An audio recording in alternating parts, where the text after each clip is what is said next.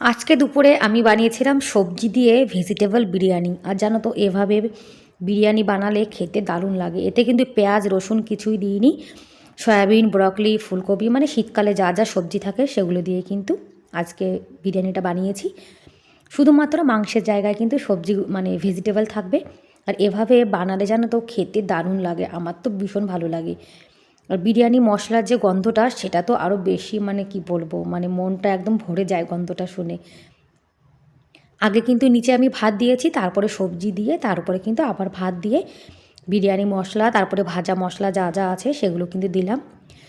আর এভাবে তোমরা চাইলে বাড়িতে একদিন বানিয়ে খেয়ে দেখতে পারো, নিরামিষ দিনে খেতে কিন্তু অসাধারণ লাগে। কুকারে যেটা দিয়ে সিটি দেয় সেটা কিন্তু খুলে রেখেছিলাম। আর দেখো কত সুন্দর ঝুরঝুরে হয়েছে। আর আমি কিন্তু পেঁয়াজ নিয়েছি, এটা আমার থালা। গোপাল সোনাকে আমার বরকে এনাদেরকে কিন্তু পেঁয়াজ দিইনি, আমি খেয়েছি।